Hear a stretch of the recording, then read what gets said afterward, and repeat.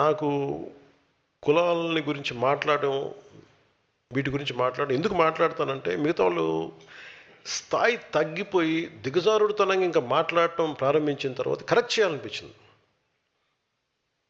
ఒక జబ్బుని గుర్తించి జబ్బు కోసం మాట్లాడేవాడు.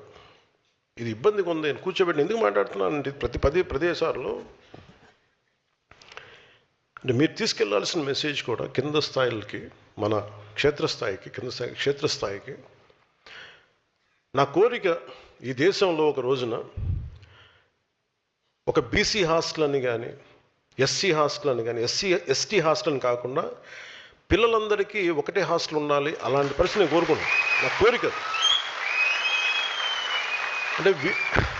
అంటే ప్రభుత్వాలే సంవత్సరాలుగా, దశాబ్దాలుగా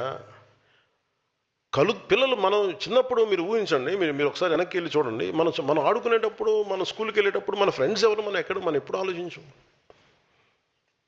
ఓట్లకి రాగానే అన్న ఆ వీధిలో అన్న మన దళిత సోదరులు అన్నా నమస్కారం పెట్టండి అన్న, ఇటు వెళ్ళన్నా మన కాపు సోదరులు అన్న ఇటు దండం పెట్టండి అన్న, అటు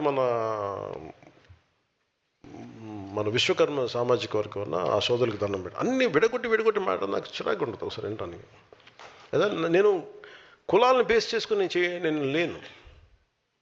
మేము రాజకీయం అలాగే నడుస్తే నాకు తెలియదు, కానీ ఎవరో ఒకళ్ళు ఎక్కడో చోట ప్రయత్నం అయితే మొదలు పెట్టాలి.